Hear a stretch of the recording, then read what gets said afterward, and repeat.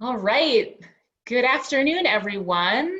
We've got people still filing in here. So as they do that, I'm just going to quickly start by orienting you briefly to the Zoom functionality on this webinar. I'm sure you're all pretty familiar with Zoom at this point. But after that, I'll go into some brief introductions to the speakers and to the flow of the workshop. So my colleague Megan Fowler and I are your tech supports today. Please feel free to send us a private chat if you're having any technical issues or if you need any further direct support throughout the call. We're keeping everybody muted today for the main presentation, but you will have the opportunity to get off of mute and chat with a few other folks during the breakout group section a little bit later. We encourage y'all to turn on your video if you'd like for networking purposes, but no obligation to do so. And the participant button there allows you to see a list of who the other participants are on the call. The chat button there, please click that open. The moderators will be sharing links and information with the group in the chat box. You can also use the chat to pose any questions or comments that you have throughout the presentation. And we're going to do our best to get to everyone's questions during the Q&A section of the agenda later on. Notice there too, there's a drop down that allows you to chat to everyone in the group or privately to an individual. The main presentation is being recorded today and we'll be making it available on AFT's website along with a resource handout that we're going to send you later on after the presentation, and the breakout groups later on will not be recorded. Today we're also going to be running a few polls to gauge where the audience is at and to keep you all on your toes. So we're actually going to do the first one now. If you could just take a minute to fill that out. We just want to get a sense of who is here in the room with us. And as you're filling that out, I just wanted to extend a formal welcome to you all to the fourth webinar of the Farms for the Future project.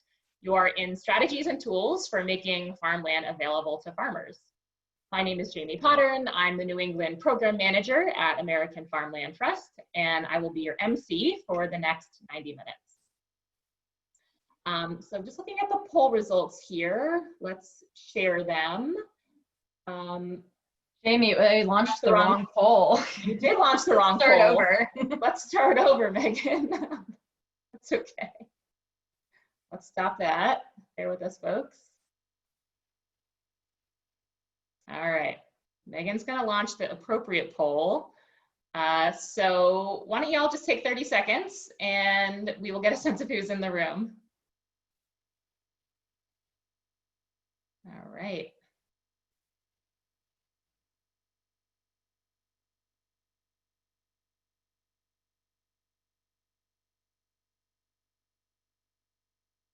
Let's see here. Okay, I'm going to share these results.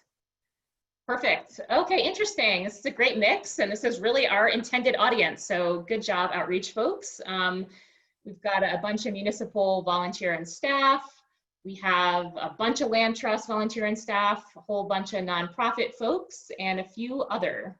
So really, really great mix of folks, and really glad to have you all here with us on the call. So just a quick backstory to this workshop series. I see some of you have been here with us over the last few weeks, so thanks for coming back. But for those of you who haven't, this workshop series was created through the partnership and incredible organizing efforts of the following people and organizations.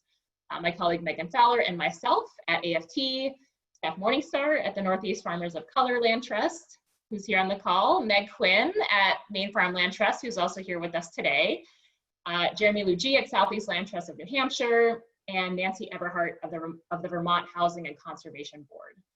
And this project was generously funded by Jane's Trust.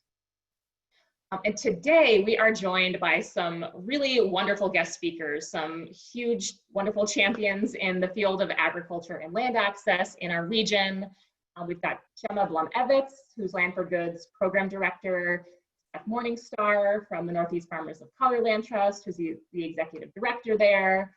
Abby Sadowskis, I said it right, thanks Abby, who's the land agent at Land for Good for Maine.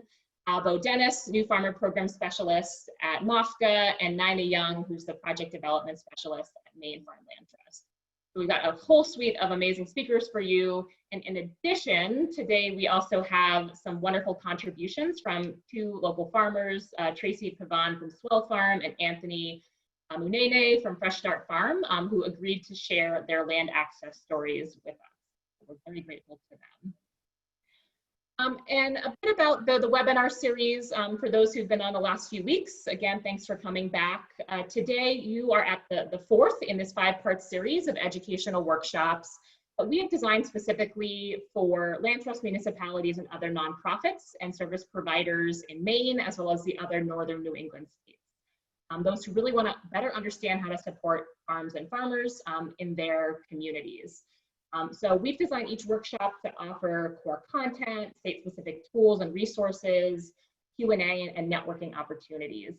And each workshop also builds off of the previous one. And so if you didn't catch the first few, we really encourage you to go back to try to attend as many as possible. And again, those are available on AFT's workshop website, excuse me. And we'll go over the dates and other upcoming workshops at the end of this presentation.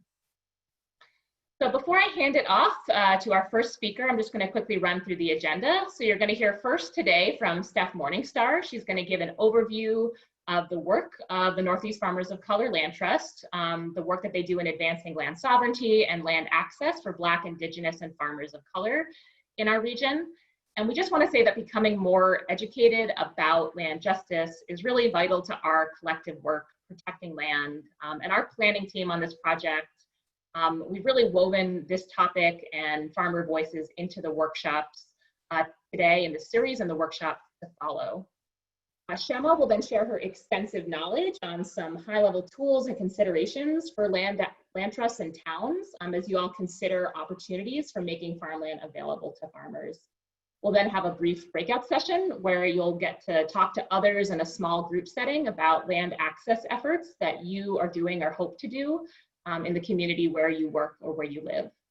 We'll then come back together and we're gonna take a deep dive into resources and tools specific to land access in Maine. And you're gonna hear from Bo, Abby, and Nina, as well as listen to some really moving case studies and farmer stories.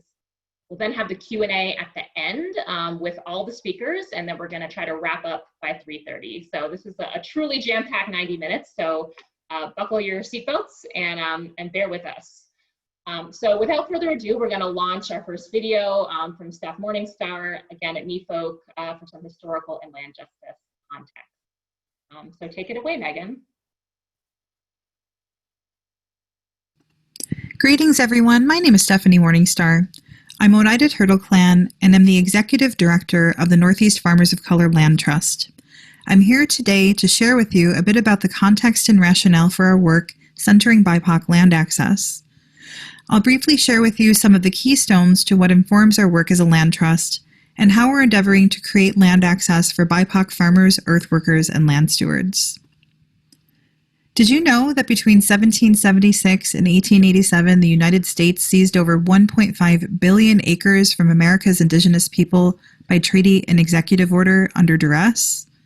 This map, created by the E-History Project based on data produced by the Bureau of American Ethnology, mapped every treaty and executive order signed during that period, illustrating the invasion of America.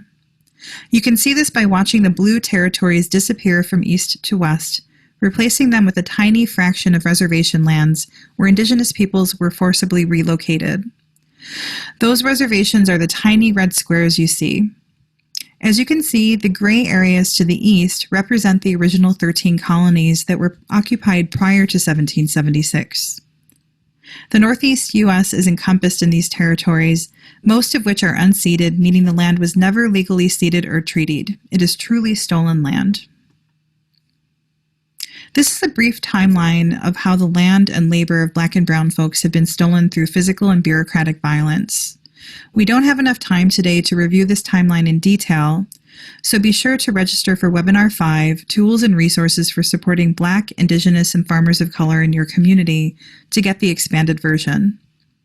Slavery was a dominant feature of the antebellum South, but did you know that it was also pervasive in pre-Civil War North? The New England states all have a history of slavery. In the early colonial periods, Europeans invaded these lands and enslaved the indigenous peoples who lived there. As New England colonists drove indigenous nations out of their homes, they replaced these enslaved native people with enslaved Africans and invested heavily in the slave trade to power their economy. States such as New Hampshire never even banned slavery. There, slavery only became illegal with the ratification of the 13th Amendment in 1865. I also want to point out the year 1862, a milestone year that shaped agriculture in the U.S. The Homestead Act happened in 1862, and that exploded Western migration by providing settlers 160 acres of indigenous land.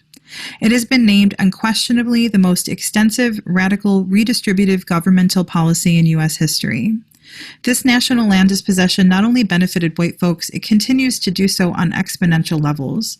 It's estimated that about 93 million people, a quarter of the United States population, are inheritors of people who received Homestead Act allotments.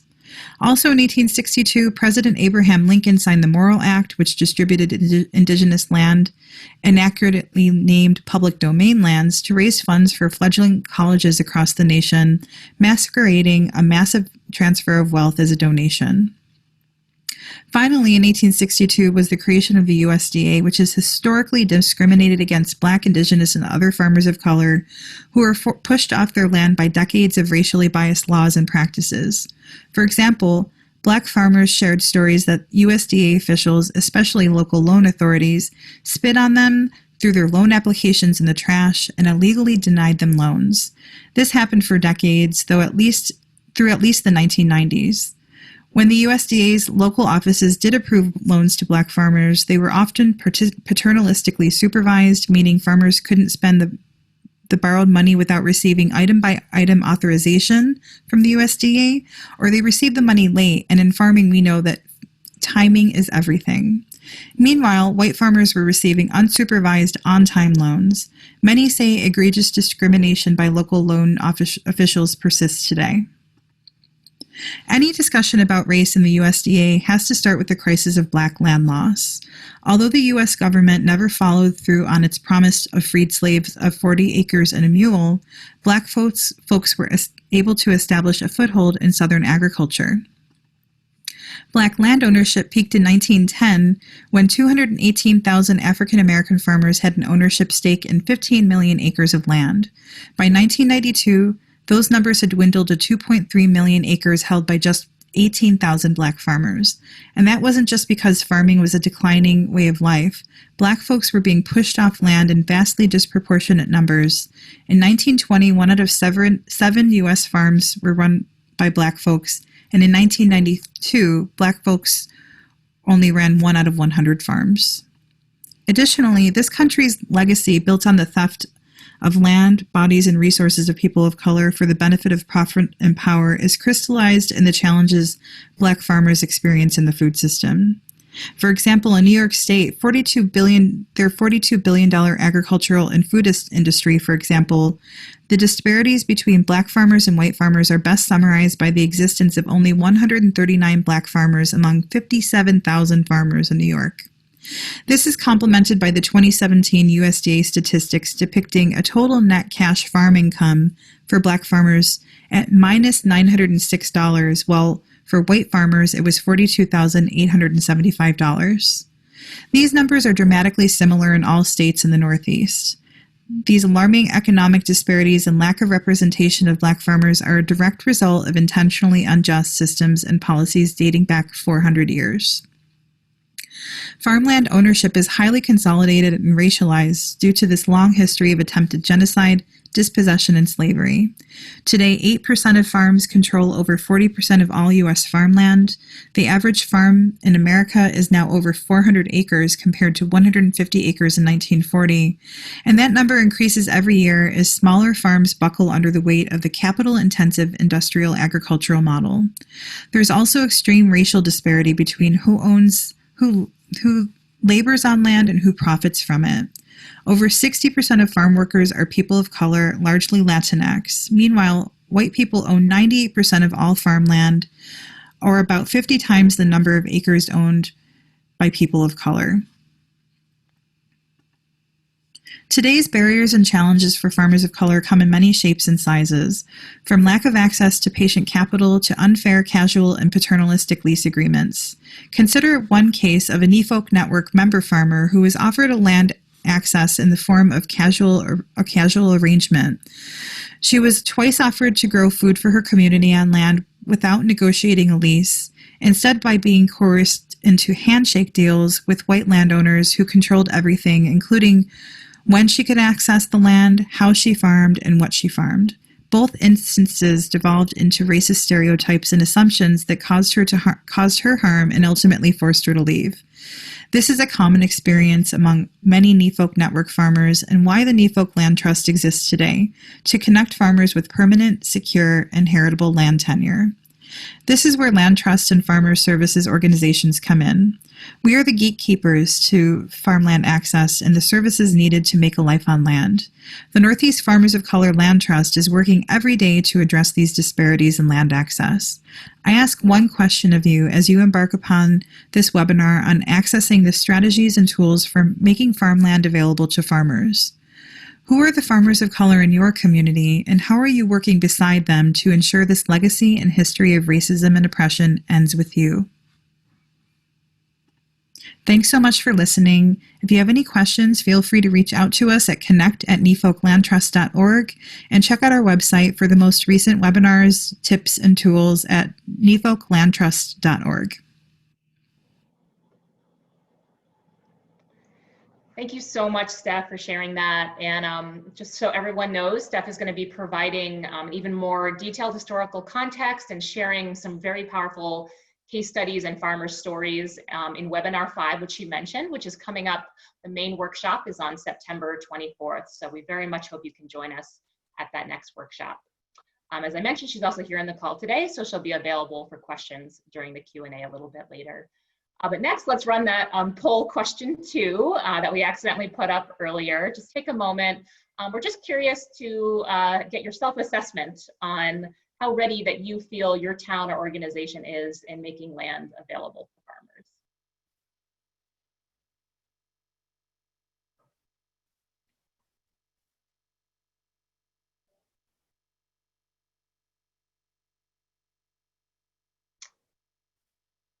Okay. So I'm going to share these results here.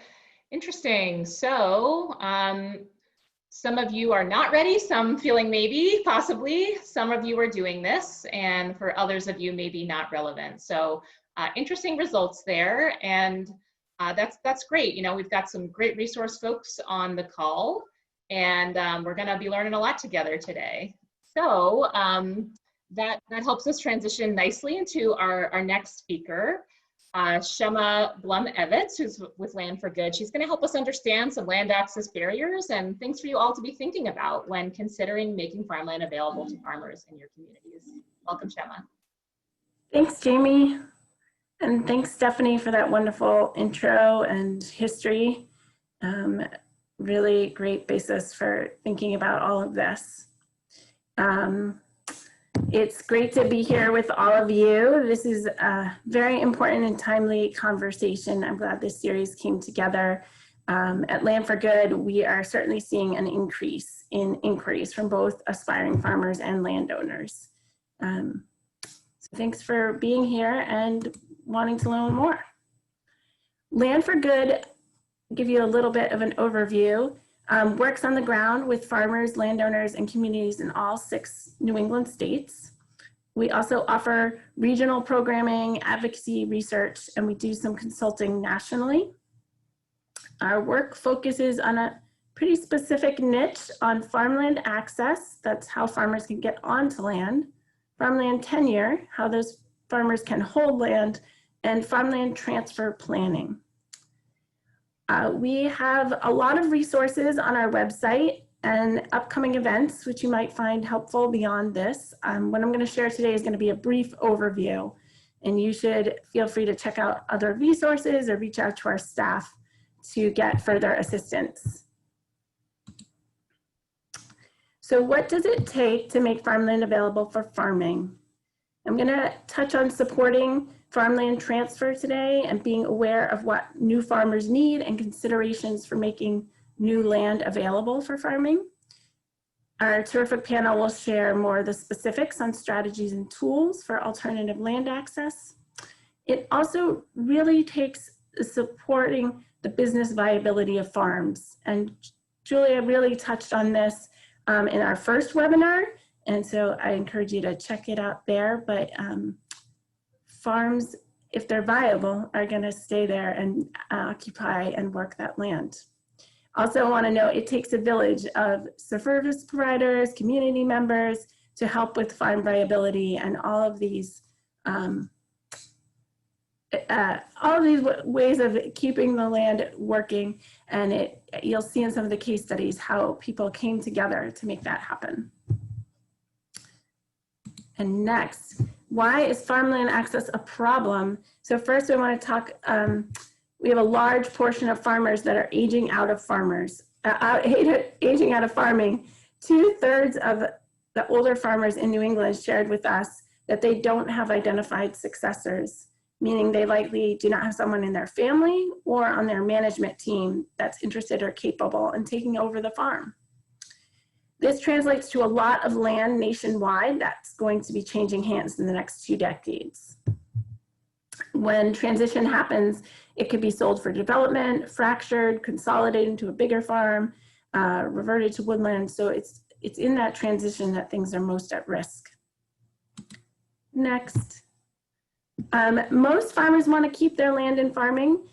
However, most of their wealth may be tied up in the land, requiring them to sell the farmland at highest value in order to retire. And many farmers do not expect to retire. Instead, they prefer to stay involved farming for a long time, even to die with their boots on, they've told us. This can lead to a decline in the farm business if there's not a succession plan in place. And a declining business makes it harder to sell, offers less financial return, and can be a challenge to rebuild that business for the new farmer coming in. So we encourage farmers to start thinking of a farm transition plan even in their 40s, certainly by the time they're 60. So you can think about the farms in your area and who might need to be thinking about this.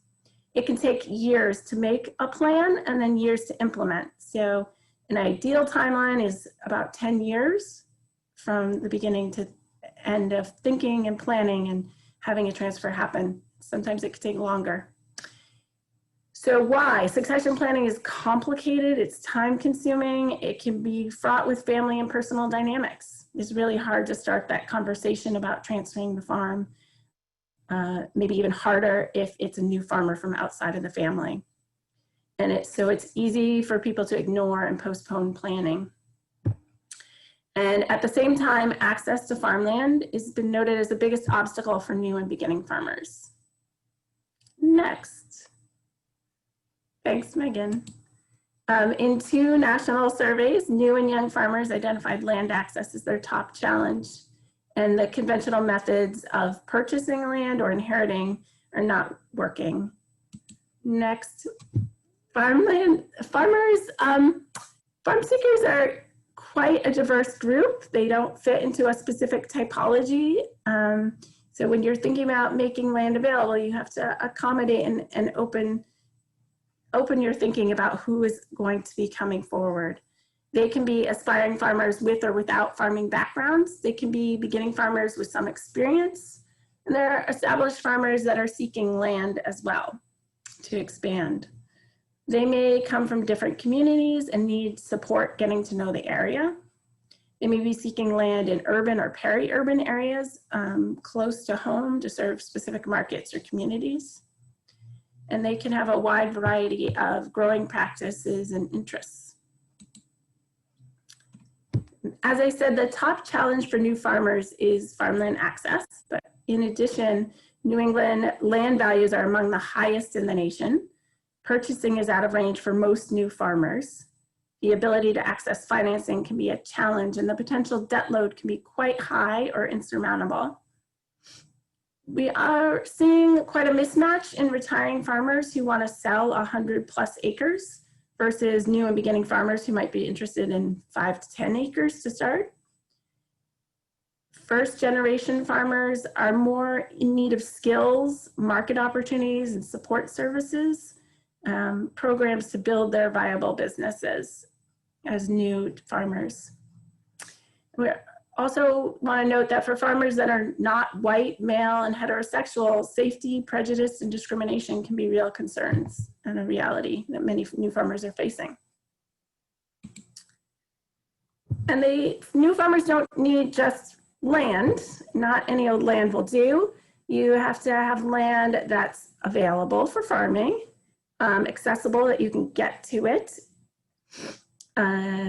also accessible to markets and labor, appropriate. It has to have good soils for farming, water availability, housing and structures may be needed, favorable land use and zoning, affordable, as we've mentioned, secure. It can't be land that they have for a year and then they have to move. Security and longevity of being on the land is helpful for building the business. And it needs to be findable. They need to know it's available and that it is something that they can work with. Just want to touch a little bit on myths about farm ownership. Ownership's a deeply held value in America and part of the mythology of the American farmer. However, nearly half of farmers rent some of the land they farm on in the US today, and some farmers will never own their farms. Leasing farmland is often recommended to new and beginning farmers as an affordable opportunity to access land and balance the debt load. Some farmers own their home farm and then rent additional acreage to meet their business plan. And these landowners can be town, state, land trust, institutions, as well as private landowners. And next, I wanted to point out that Land for Good has a great new guide we published this past year called the Farm Access Methods. It's a decision guide. It's available for free on our website. It's also going to be in the resource sheet. It covers in depth the variety of ownership, path to ownership, and non-ownership opportunities, so you can understand more about what the variety of farmland tenure options are. Now I'm going to get into if I still have time, Jamie, am I good? I'm going to get into a few details about making land trust or town-owned land available for farming. These are some tips that are similar to privates, but things to think through if you're a private landowner or a public landowner. So first you want to start with your goals. Why do you want to make this land available? It could be for many reasons.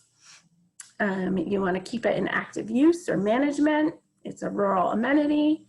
Maybe it's an educational hub. It supports the local food system. People come to it with many different goals, but you want to be clear about that and whoever's involved to understand those goals. And then you want to think about your vision. Thanks, Megan. What does the ideal farm look like?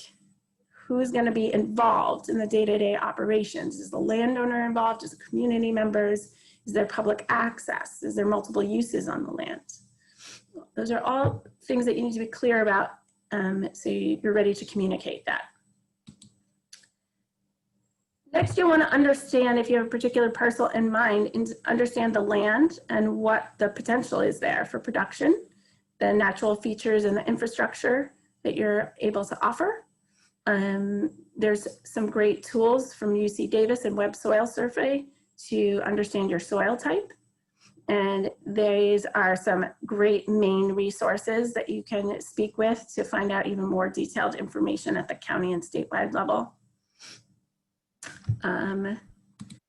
Next, I want to touch on, there's, next slide, Megan, a lot of variety of farms. So there's not just one type of enterprise, and they're different scales and sizes, and different enterprises come with different needs and also different smells, different noises, all things to consider about when you're thinking about that vision, what's included.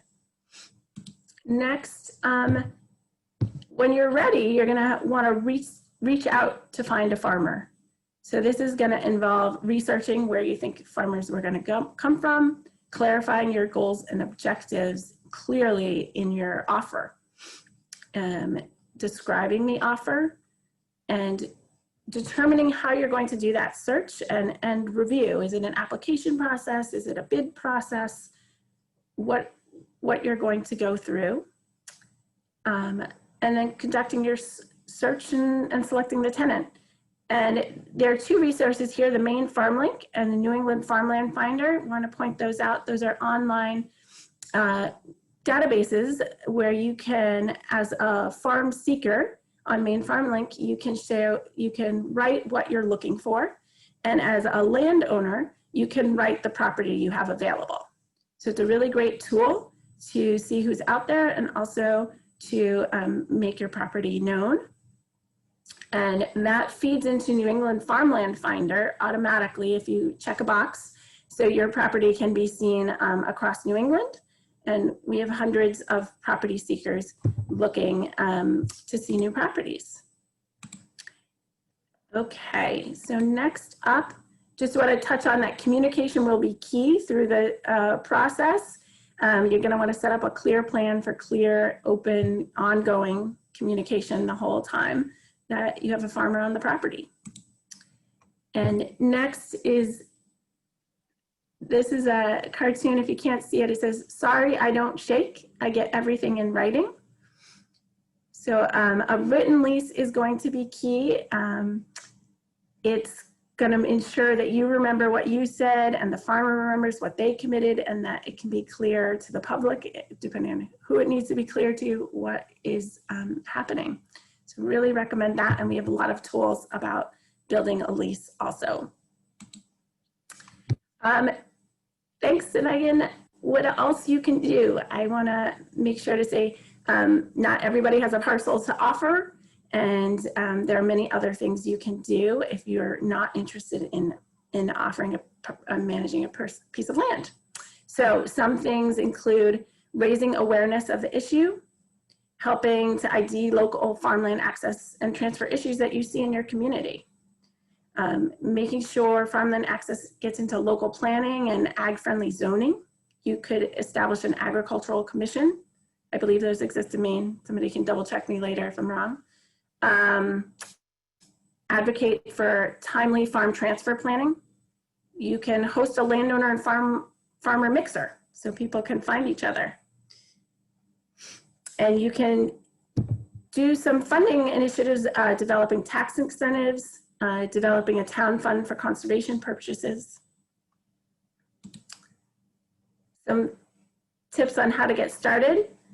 Talk about it with your peers, identify available land, sponsor and host events, and distribute and refer people to resources.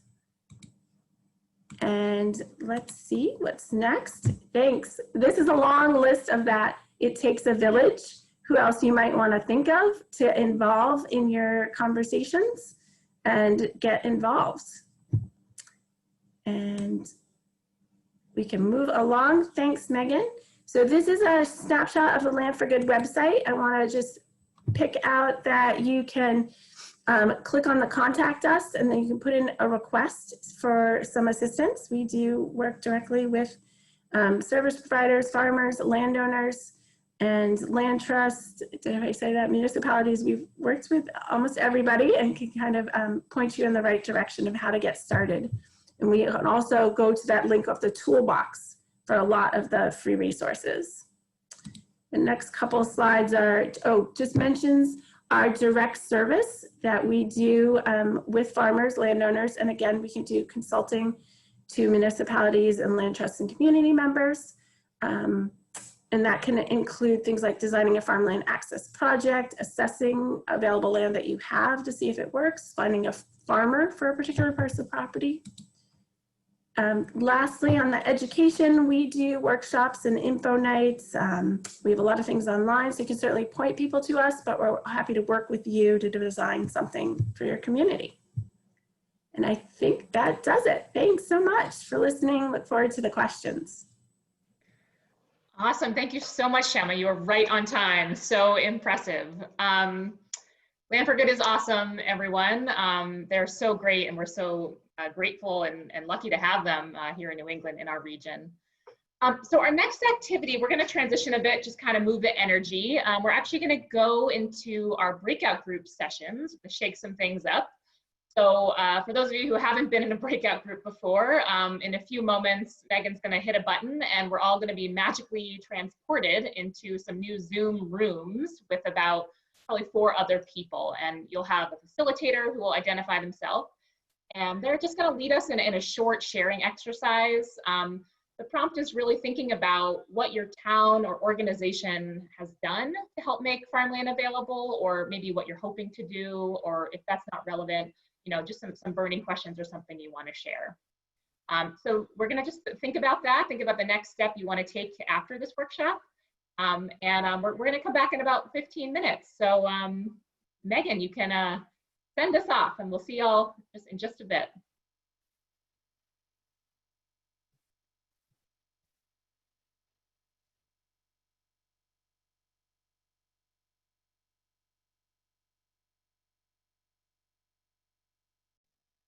Folks up that way. And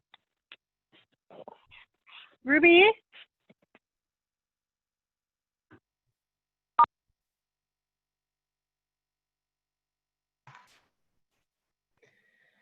All right, are we all back? Oh, it was so hard to get pulled away from all those incredible conversations. I know ours got cut off for sure, but it was super worthwhile and super exciting. So we are going to move on though, because we have some really great conversations to get to. And I just want to know if you had some kind of like next step or something that you felt like you wanted to share with the group. You know, feel free to just write what your next step is in the chat box, but we are going to move on.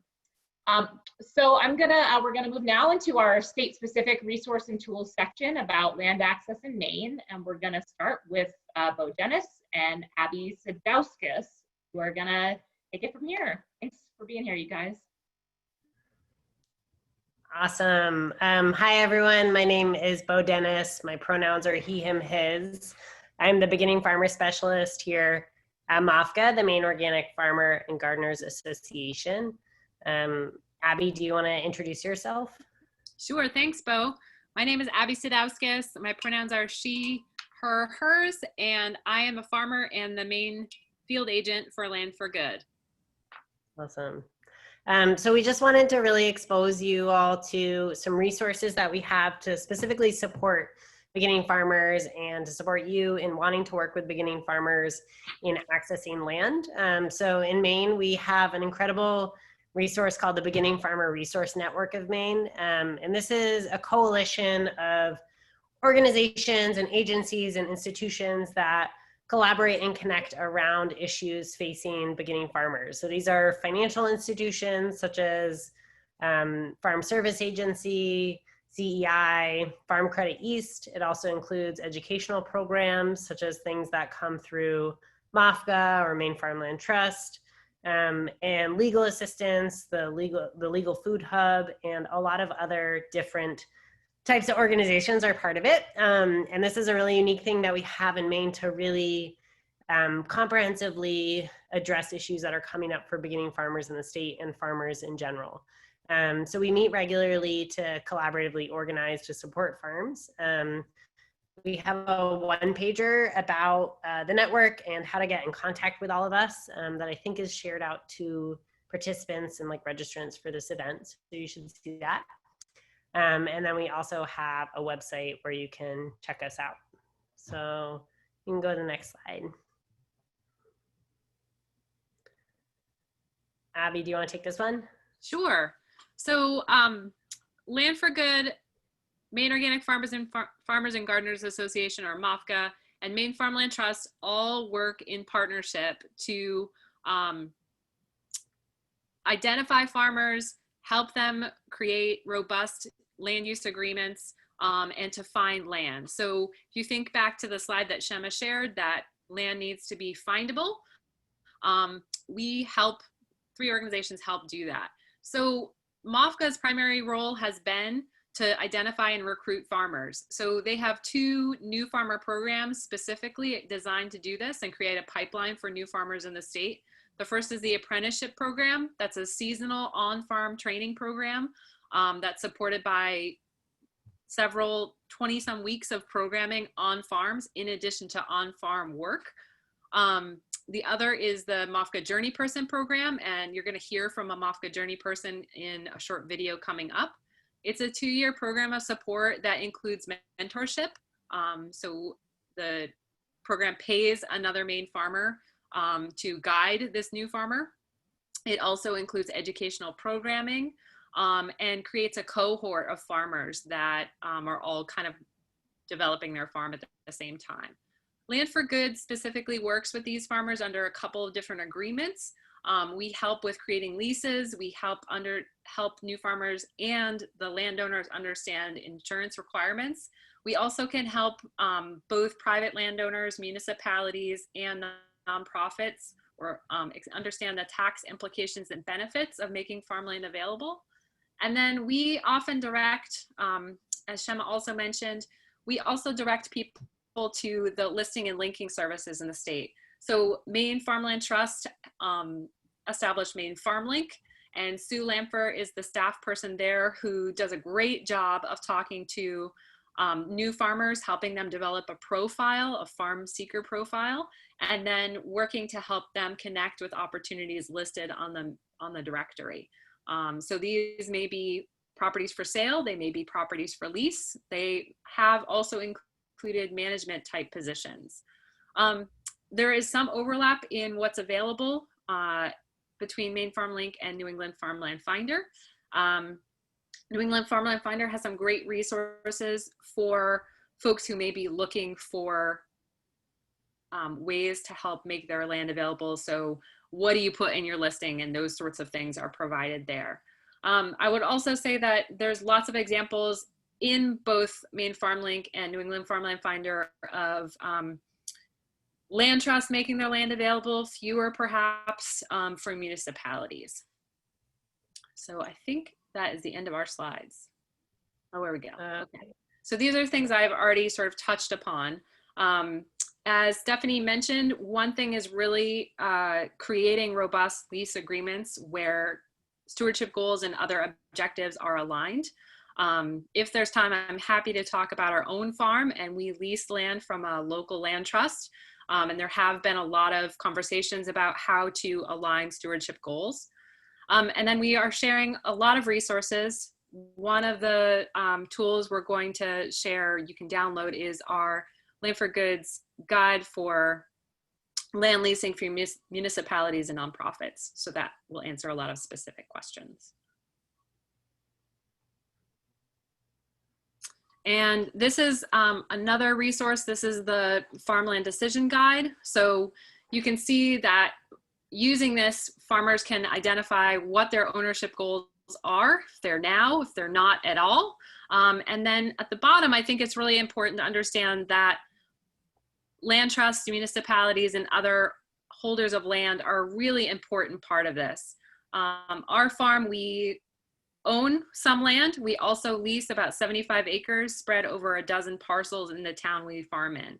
So there's a lot of opportunity, as Shema's slide indicated, for everyone in the community to help farmers grow good food.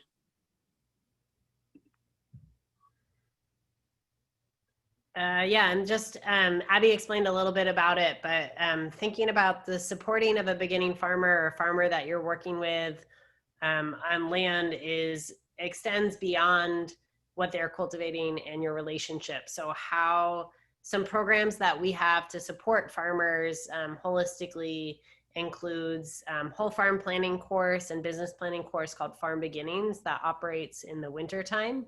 And then the Journey Person program, which Abby mentioned, which includes things like mentorship, educational stipend, and access to events, discounts to different growing companies, and really a peer network. So the farmer feels connected to other farmers that might be in similar situations. Also recognizing that every farmer has different access to resources and capital, and as much as possible utilizing this program as addressing barriers that farmers face, including, as labeled before, is land access as a number one. So we partner with Land for Good to assist these journey people in transition. So for example, we might have farmers that are in our programs currently that are on a 1 or 2 year lease arrangement, and they're looking for something more long-term. And throughout the program, we work with Land for Good to assist those farmers in connecting with other land arrangements for secure land tenure. And we also have the Farmer to Farmer Conference, which is happening in the beginning of November. And this year will be online, which is targeted towards farmers who own and operate businesses in Maine. So we do have a video to share out that we're really excited that Abby and I have both had the experience of working with Swell Farm, which is based in Rockland, Maine. They participated in the Journey Person program. They've been involved in some courses through Maine Farmland Trust as well.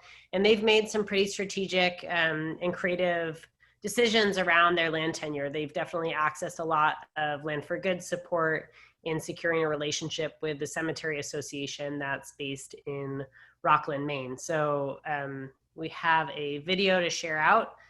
We also want to acknowledge that for Abby and I, we are very rural in Maine, and our internet doesn't allow us to see the video, the visual, but you will be able to hear the audio if you are in a similar spotty internet connection situation. So yeah, Jamie or Megan, if y'all want to play that, that'd be great. My name is Tracy, and I am the co-owner with my husband, Chris Lord, of Swell Farm, and we grow specialty cut flowers here in Rockland, Maine. There's a lot of farmland in Maine, and there's not a lot of farmland in Maine that's as close to the people that want to buy our product as we are. And so everybody encouraged us to be creative, and even if we didn't live on the land that we're growing on, keep your farm stand, stay close. So Chris reached out to the Rockland Cemetery Association because he knew that they owned this land, and the former president, Ed Collins, he passed away last year, which is really sad, but he was really excited about it. This used to be farmland from actually the family with that barn right there, and they had cattle on it for many years, and Rockland Cemetery Association bought it, and they've just been mowing it ever since. But so Ed Collins really had this vision in his mind as well of having someone come farm it, because that's what it was. And as their expansion, this is like their 100 to 200 year expansion property, so they don't need it anytime soon. Our lease situation with the Cemetery Association is kind of unique because we can farm here for many, many, many years, and it benefits us greatly. And our goal, like our best case scenario, would be that someday we could buy it and we could forever farm it. But they have a business, and a cemetery business, so that doesn't really go out of style. So I think it's pretty fair that they don't want to sell it. But who knows how many years it could be a possibility that after us, they might want to lease it to another farmer because we were so nice and took such good care of it and brought them flowers. And yeah, being a grower in New England, I think is an extremely special thing because there are so many resources here. I don't know that for sure because I've never been a farmer in another state, but there is so much support here for us. Like this grant from AFT, and we're doing a class with Maine Farmland Trust that helps us learn more about our business and how to run a successful business, farm business specifically. And we work with MOFGA. I'm a MOFGA journey person, and Chris was a MOFGA journey person in the past. And like I said, I have a farm mentor at East of Eden Farm in Bodenham. And so setting young farmers up and young business owners up with people who can help us get our ducks in a row before it's too late and we're like too sad and tired of like not knowing how to run a business, I think is so supportive. And without that network, I can't imagine where we would possibly be. Yeah, Because when it comes to land access, and then like our pond, which land access without irrigation and with a flooded field, there's still no farm. And then helping us learn how to run a business. As a grower, whether you've grown for 10 years and you're changing your location or you're moving or you're going to a new farm, either you're in a new field and you start everything from scratch, which really is so expensive. Everything is really expensive to do, and that's a limiting factor. Cost is a limiting factor. Or you buy a farm and there are buildings to maintain and like a whole, you might have some infrastructure in place, but it's the same, it's two sides of the same coin, and that's really expensive. And I also think if folks want farming to be more diverse, offering help financially creates a pathway for more people to be able to start a farm business and not just be a farm worker. Farmers work really, really hard because there is love and passion there. And that means if we need them, they're gonna be there. So we gotta keep them on land to grow our food and our flowers.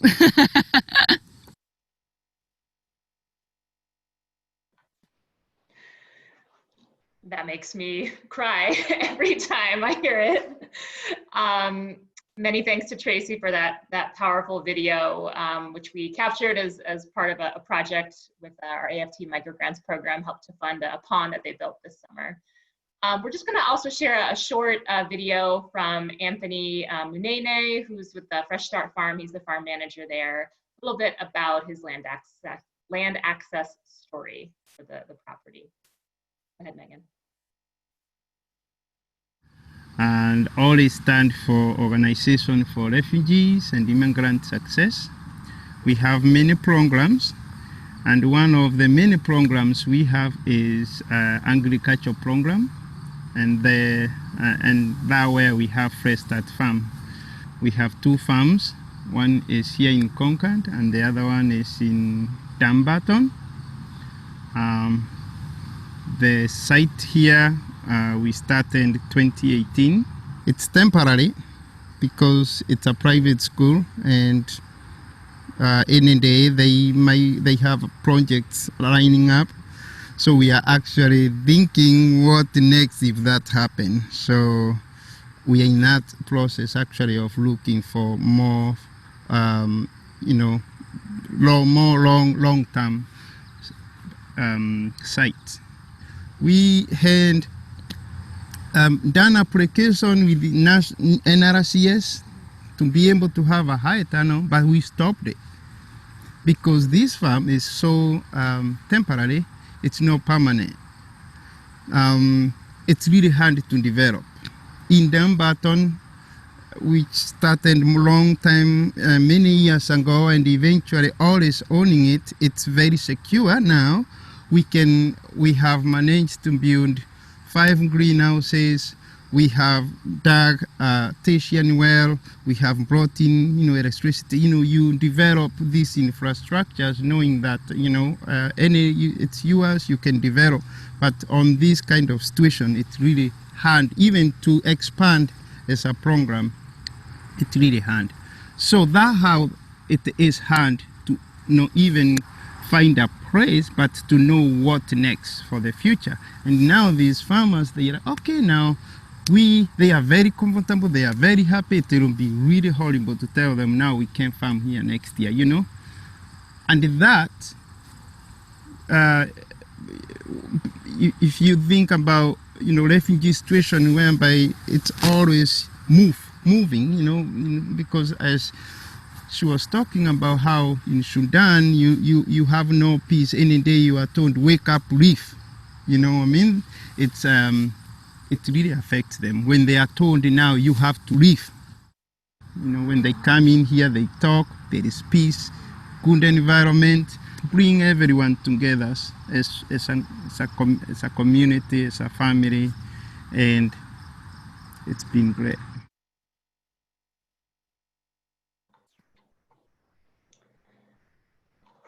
That also makes me want to cry too. Again, that was Anthony Munene with the Organization for Refugee and Immigrant Success, kind of talking about, you know, they have a secure farm in Dunbarton, New Hampshire that they own, but they also rent these sort of temporary situations. And hopefully you can understand, he was talking about just the tenuousness of these temporary situations and not being able to have a hoop house or invest, not knowing if you're going to get kicked off and have to leave, and how challenging, particularly for refugee communities, that can be. So some good food for thought there. And again, thanks to Anthony for sharing that story. And we're going to go to our last speaker, and then we're going to make sure we have time for plenty of questions. So please do start putting them in the chat. Nina Young from Maine Farmland Trust is not able to be on the call with us today, but she very generously shared a few case studies with us. These are those that involve land protection and land access stories, and just getting you thinking about some things that if you're a land trust on the call, or if you're maybe a farmer thinking about working with a land trust on land access. Here's just a couple examples of some kinds of projects that MFT has done in the past.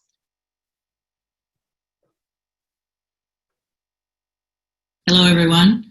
My name is Nina Young. I work at Maine Farmland Trust on the land staff doing land protection projects. I prospect for new projects. I also work as the designated broker for Maine Farms Realty, which we developed in order to be more effective with this tool, Buy, Protect, Sell, that John Piatti created for Maine Farmland Trust right when I was hired in 2007. Buy, Protect, Sell deals are not often done with land trusts, and we made a concentrated effort at Maine Farmland Trust to do this because it was a needed tool in order to create communities of farms that could move forward into the next generation of owners. So this particular farm I'm going to talk about was one of our earlier Buy, Protect, Sell deals, and it was made a lot less risky, which was good, being on one of our earlier deals, because we had the farm family who were going to buy it already in place. This is a Buy, Protect, Sell project that we did in the town of Livermore Falls, which is in central Maine, farm country. Maine Farmland Trust purchased several parcels of this larger farm, and for once we actually had a buyer already in place for it. It made it a much less risky BPS deal, and in fact MFT owned it for less than a year before we sold it as a protected property to the incoming family. MFT purchased approximately 190 acres of fields and woods on this farm. We did not purchase the infrastructure, which further made the project less complicated and less expensive for us. Additionally, MFT protected even more of the total acreage, ending up protecting about 250 acres of the farm that the incoming family purchased on their own. Incidentally, they also purchased the infrastructure and turned the entire operation into its own satellite farm for their home operation. It was a hay and pasture farm that was formerly a dairy, and this family had leased its fields for many years. They are presently a commercial organic dairy farmer family in the area. And at their home farm, they operate the dairy as well as several other businesses offering baked goods, vegetables, cheese made on the farm, and a very popular cafe that people from all around visit. So it's nearly 200 acres of open fields on this farm that MFT purchased that are flat, gently rolling fields and have extensive road frontage. They also sit on over 100 acres of prime and statewide important soils. And this is very important. This is very important for this kind of land to have that good of soils. It's also not that common. So it's a very productive farm, and it will secure this family's farming future so far as needed acreage for their operations. And during their years of leasing the fields, they had certified them for organic use. The next project I'm going to talk about is through one of our other programs, which is Purchased Easement Program. That is probably our most useful and most popular program. It's not as risky as Buy, Protect, Sell, and it suits a lot of families who are just trying to do something within their farm that they already own, or they've already bought a farm and they want to protect it with an easement for a lot of different reasons, to protect their legacy of farming there, to allow them to get some funds to use on the farm for whatever they want to do there. So this particular farm is in the town of Sabattis, and it's 61 acres of a great farm operation. It's a very thriving, diversified, generational family farm, and they produce row crops, vegetables, and fruit. They sell seedlings, and they have a maple sugar operation. They also run a small timber operation on the property. The farm stand is open. They have a farm stand, obviously, on the property to sell their maple syrup. So the farm stand is open year-round, and all of these activities make this farm a significant part of the very active regional market where Sabattis is located, right in central Maine. The property is very well known in the area because of its annual Maple Sunday open house. They also offer weekend breakfasts throughout the year. Local schools come there for class tours of the farm, and the family is very involved in the community in other ways, having people and groups at the farm to visit. Thousands of people visit this farm annually, and yet they work constantly and produce a lot on this farm. A neighboring farmer had told them about Maine Farmland Trust's purchase easement program, and so they contacted us to discuss it. It was a win-win situation for both the family and MFT because it helped us protect another farm in this immediate area. And that's what we like to do, is have a community, develop a community of farms that are working farms that are protected, which usually assures that they're going to be farmed by the next generation of owners.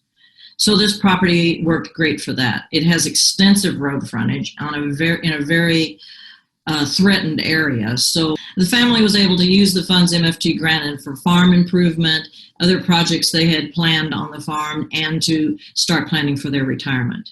Their son is an integral part of the farm operations, making its future as a family farm much more likely. He moved back to the farm after having a career elsewhere and is really working with his parents to help this farm maintain its productivity and take it into the next generation.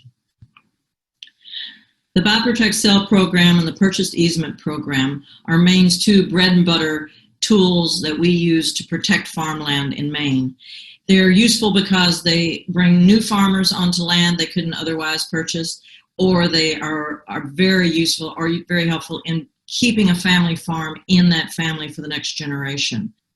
Agriculture has always been a major influence on the economy in Maine, and because we have extensive farmland in the state, it's very important for groups like Maine Farmland Trust to work on our own, collaborate with other land trusts, local conservation commissions, soil and water conservation district, co-op extension, and all these different agencies and groups in Maine that work with agriculture to keep it an important and contributory part of the Maine economy.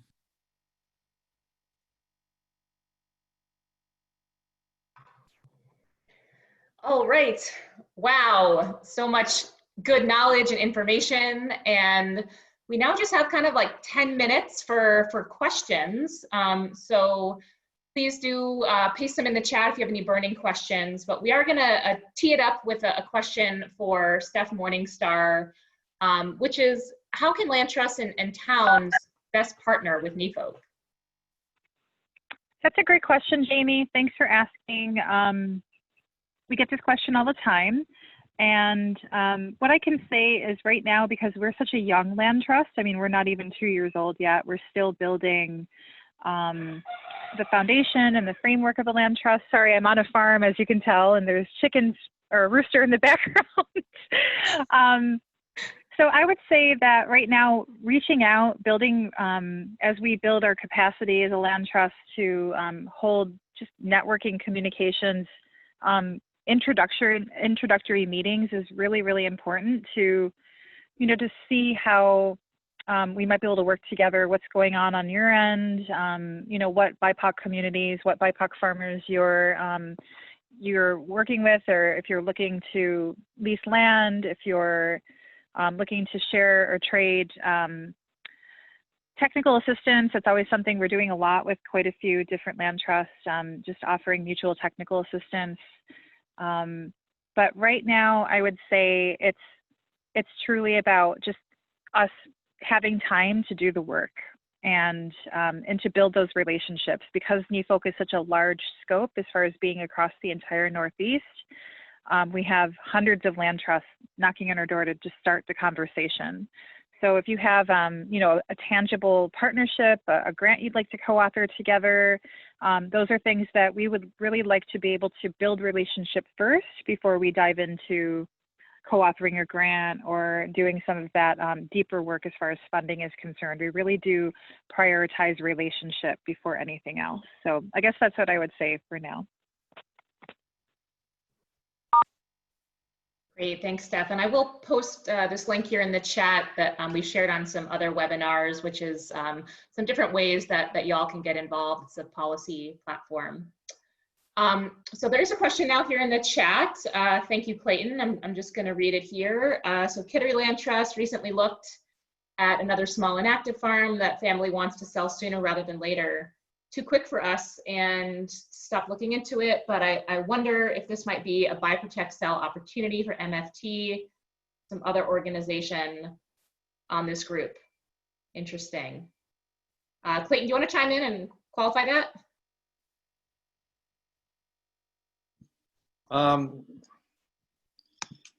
I guess, you know, what kind of qualification? I mean, we looked at it, I'll be honest with you, you know, if we looked at the soil maps, it wasn't fantastic as far as ag soil. They basically are mowing the field.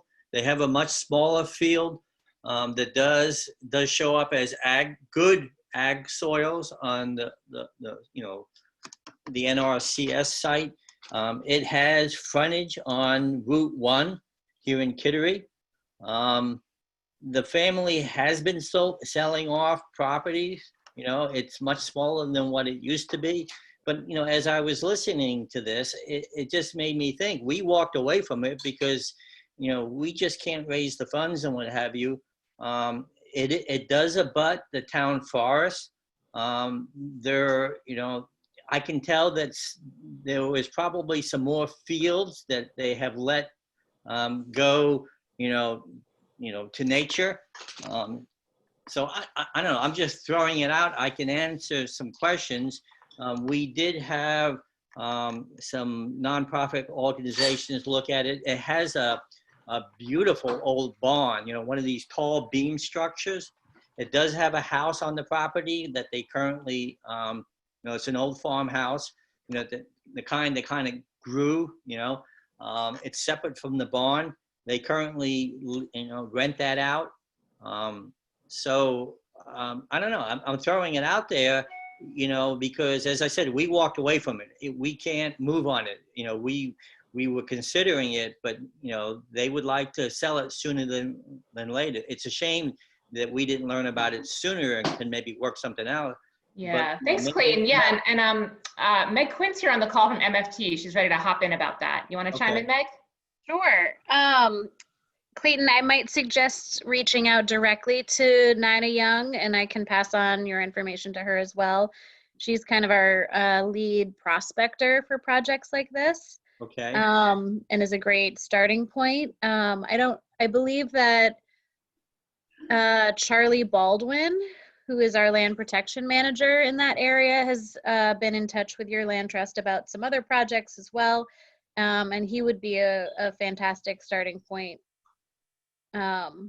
Also, my understanding of how projects kind of get off the ground there is that they'll want to know, you know, some details about, obviously it's up to the owner of the current owner of the land to kind of make the decision to get involved in that way. But just basic information that we would need to know is, you know, acreage, land, or the soil content, and it will probably also help to know what is surrounding the property currently, and whether or not it would help create a contiguous lot of protected land or contiguous area of protected land. Great. That's great, Meg. Thank you. I do want to move on to get a couple more questions in, but Sure. Thanks for helping to work with Clayton on that. We had a question here from Kate, which I think probably all the folks on the call might have something to say about, but maybe we can start with you, Shema. What are some of the challenges that come up between farmers and land trusts who have lease agreements?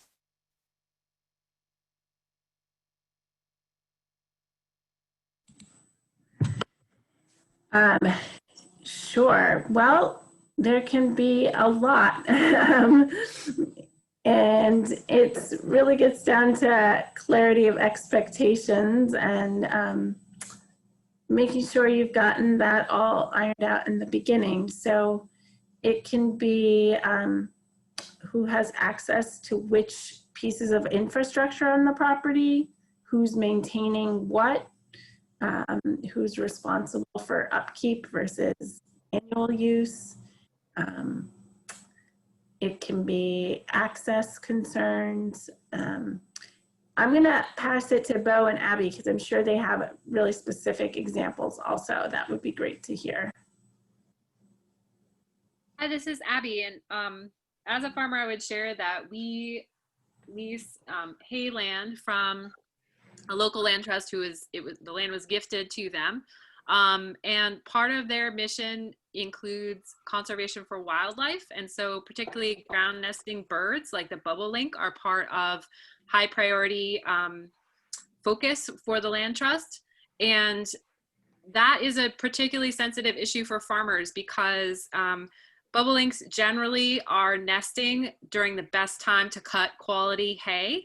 And so we worked with a land trust on developing agreements that allow us to have real-time monitoring of what the bobolinks are doing.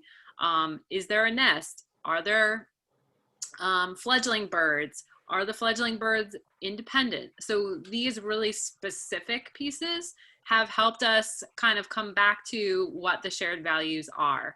And I think that's a key piece that differentiates Land for Good's approach is that we help both parties kind of remember what the goal was or the impetus was that brought them together.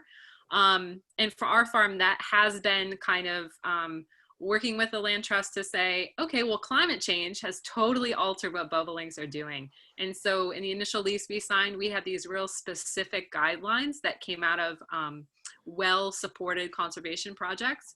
However, the bobolinks in our field are doing these different things. And so how can we modify the lease agreement so that for us, we're able and we have the opportunity to make investments in soil fertility that will lead to better quality hay, which will meet the kind of aesthetic goals that the land trust also has alongside meeting our values, which are to have meaningful work so that we're out there cutting hay that actually will benefit our livestock. It's not an activity that simply takes up time. So I hope that can help.